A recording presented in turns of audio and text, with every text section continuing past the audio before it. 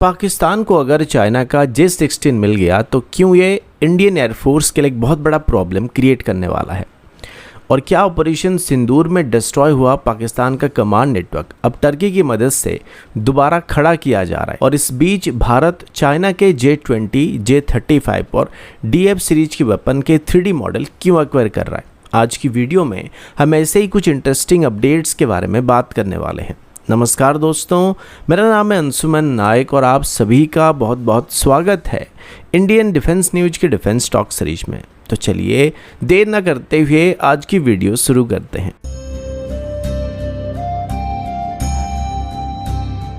आज की पहली अपडेट पाकिस्तान के एक नई फाइटर जेट एक्विजिशन प्लान की तरफ से है, जहां पाकिस्तान की तरफ से अभी चाइना के शेन्यांग J-16 को इवेल्युएट करने की रिपोर्ट सामने आ रही है।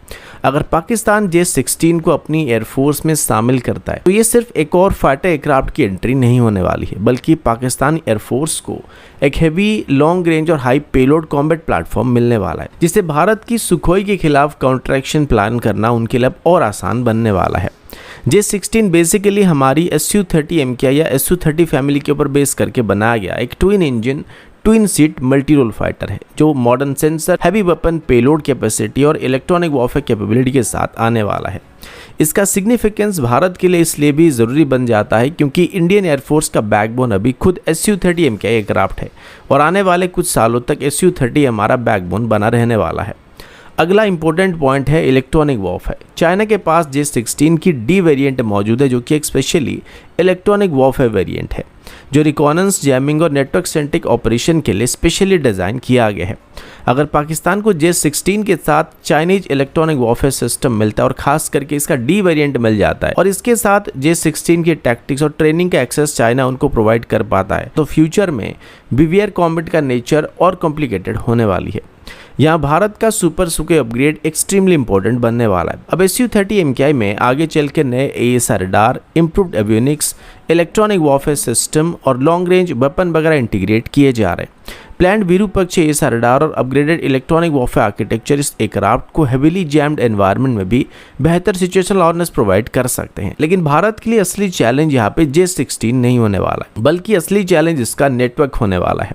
J-16 को JF-17 ब्लॉक 3, J-10C या फिर पाकिस्तान की AWACS एयरक्राफ्ट के साथ और ग्राउंड कंट्रोल स्टेशन के साथ भी कंबाइन करके ऑपरेट किया जा सकता है, जिससे सिचुएशन काफ़ी रैंडम होने वाली, क्योंकि अगर पाकिस्तान J-16 का इलेक्ट्रॉनिक वॉरफेयर वेरिएंट इस्तेमाल करने लगा तो एक J-16 पाकिस्तान के कंप्लीट J-10 या JF-17 स्ट्राइक पैकेज को इलेक्ट्रॉनिक वॉरफेयर कवरेज को प्रोवाइड कर सकता है, जिससे हमारे एयर डिफेंस सिस्टम उनको सही तरीके से डिटेक्ट और ट्रैक नहीं कर पाएंगे और ऐसे सिचुएशन में उनका हमारे एयर डिफेंस सिस्टम को टारगेट करना और आसान बन जाएगा। कुल मिलाकर पाकिस्तान का J-16 एक्विजिशन प्लान अभी कंफर्म नहीं हुआ है, लेकिन भारत के लिए ये एक सीरियस प्लानिंग सिनेरियो होने वाला है, क्योंकि इस तरीके की एयरक्राफ्ट फिलहाल भारत के पास मौजूद नहीं है। लेकिन हमारे पास पहले से ही Su-30 MKI एयरक्राफ्ट मौजूद है, जिसे सेम रोल के लिए भारत चाहे तो मॉडिफाई करके ऑपरेट कर सकता है और ऐसा होने पर हम पाकिस्तान और चाइना दोनों की J-10D स्ट्रेटेजी को काउंटर बैलेंस कर सकते हैं। अगला अपडेट एक ऐसे डिफेंस प्रोग्राम की तरफ से है जो देखने में थोड़ा छोटा लग सकता है, लेकिन मिलिट्री ट्रेनिंग और इंटेलिजेंस स्टडीज के पर्सपेक्टिव से अगर देखा जाए तो ये काफी इंटरेस्टिंग प्रपोजल होने वाली है। मिनिस्ट्री ऑफ डिफेंस के अंदर headquarters of integrated defence staff यानी HQIDS ने दुनिया भर के सभी जरूरी मिलिट्री प्लेटफॉर्म और वेपन सिस्टम के 25 3D ट्रेनिंग मॉडल को खरीदने के लिए एक टेंडर को भी इशू किया है। इस प्रोक्योरमेंट के अंदर इंडियन सिस्टम के वजह प्राइमरीली फॉरेन मिलिट्री प्लेटफॉर्म को रिप्रेजेंट करने वाले मॉडल्स को खरीदने का फैसला किया गया है।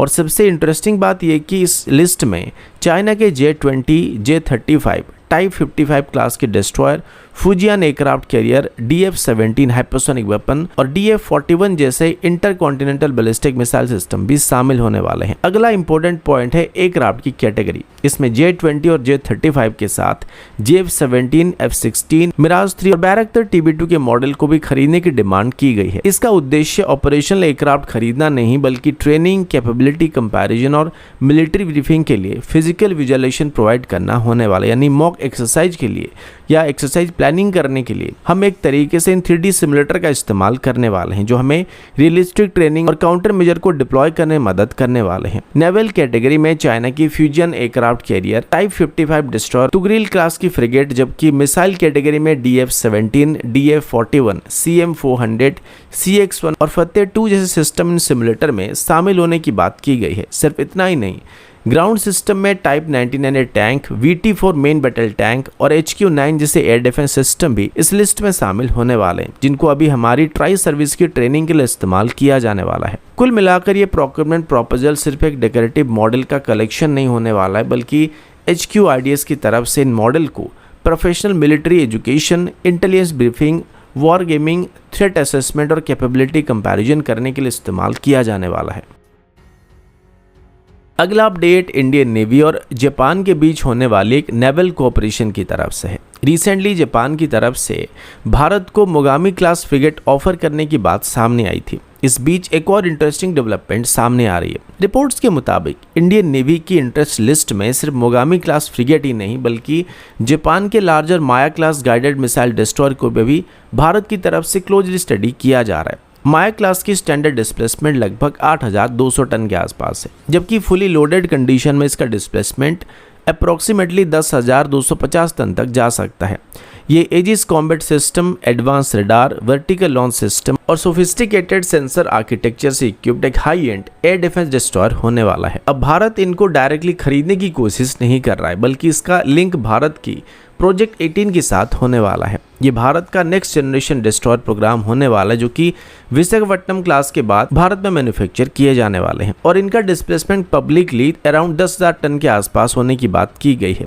इसलिए माया क्लास का डिजाइन फिलोसफी भारत के future large surface destroyer fleet के लिए काफी रिलेवेंट होने वाली है। मोगामी क्लास और माया क्लास में कुछ फंडामेंटल डिफरेंस होने वाली है। मोगामी क्लास एक highly automated multi mission frigate है, जो कि लगभग हर तरीके के मिशन के लिए डिजाइन किया गया है, जबकि माया का primary focus area air defence, ballistic missile defence और नेटवर्क सेंट्रिक वॉरफेयर के ऊपर होने वाली है।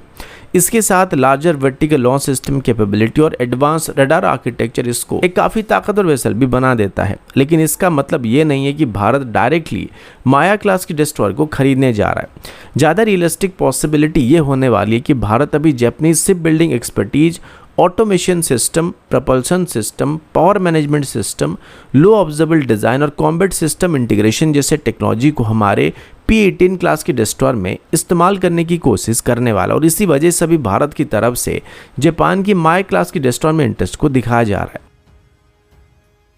अगला अपडेट पाकिस्तानी एयरफोर्स और टर्की के बीच होने वाले एक बड़े डिफेंस कोऑपरेशन की तरफ से है, लेकिन इस खबर के पीछे एक बहुत बड़ी सीख भी छुपा हुआ है।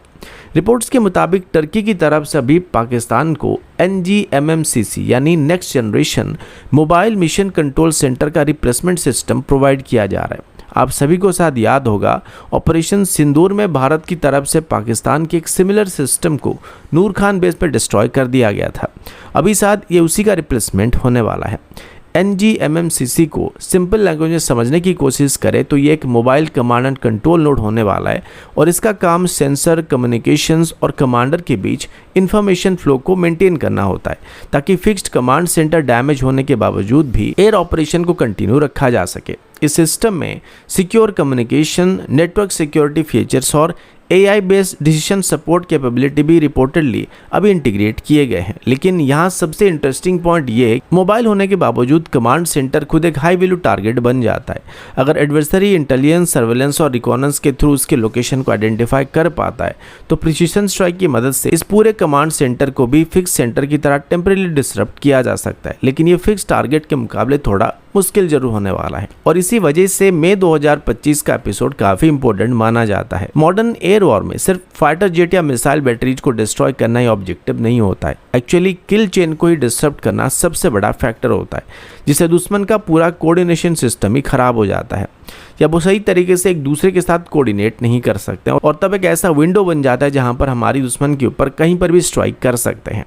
टर्की का यह रिप्लेसमेंट प्रोवाइड करना पाकिस्तान की नष्ट हो गई क्षमता को दोबारा रीजनरेट करने में मदद करने वाला है, और अभी ये एक मोबाइल सिस्टम होने की वजह से इसको पहले की तरह टारगेट करना भारत के लिए अभी और मुश्किल बनने वाला है।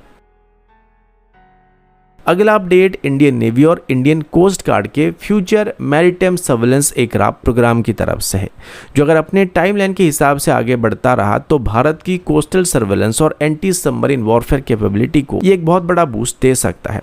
रिपोर्ट्स के मुताबिक अभी C-295 एयरक्राफ्ट के ऊपर based multi mission maritime aircraft और मीडियम रेंज मैरीटाइम रिकॉनेंस प्रोग्राम अब डेवलपमेंट के एडवांस स्टेज में पहुंच चुके हैं और कैबिनेट कमेटी ऑन सिक्योरिटी से क्लियरेंस मिलने के काफी करीब पहुंच चुके हैं। इस प्रोग्राम के अंदर total 15 C-295 based aircraft develop किए जाने वाले हैं, जिसमें 9 एयरक्राफ्ट इंडियन नेवी के लिए MR कन्फिगरेशन में मॉडिफाई किया जाने वाला है, जबकि 6 एयरक्राफ्ट को इंडियन कोस्ट गार्ड के लिए multi mission maritime aircraft configuration में मॉडिफाई किया जाएगा।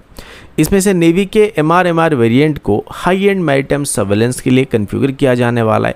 इसमें AESA radar, electro optical sensors, infrared system, magnetic anomaly detector, snow boys और मैरीटाइम वॉरफेयर के लिए रिक्वायर्ड मिशन सिस्टम को इंटीग्रेट किया जाने वाला है। इसके साथ इंडिजिनस NASM-SR जैसे एंटीशिप मिसाइल और लाइटवेट टॉर्पेडो जैसे सिस्टम को भी इसमें इंटीग्रेट करने की प्लानिंग किया जा रहा है। दूसरी तरफ कोस्ट गार्ड के MMM एयरक्राफ्ट का main focus primarily maritime surveillance, search and rescue और कोस्टल ऑपरेशन होने वाली है। C-295 एयरक्राफ्ट रफली 2000 से 2500 किलोमीटर की रेंज और लगभग 8 से 10 घंटे की एंडोरेंस को प्रोवाइड कर सकता है, जो कि हमारे डोनो 228 और P-8I पोसाइडन के बीच एक इंपॉर्टेंट कैपेबिलिटी गैप को फील करने वाले हैं। और क्योंकि C-295 एयरक्राफ्ट को पहले ही भारत में टाटा एडवांस सिस्टम की बड़ौदा वाली फैसिलिटी में मैन्युफैक्चर किया जा रहा है, तो इसकी फर्दर ऑर्डर एक्सपैंड करने से भारत को डायरेक्टली और इनडायरेक्टली दोनों तरीके से फ़ायदा होने वाला है। इसके बारे में आपका जो भी ख्याल है कमेंट करके ज़रूर बताइएगा। तो दोस्तों अभी के लिए इतना ही, मिलता हूँ आपसे अगले वीडियो में, तब तक के लिए जय हिंद, वंदे मातरम।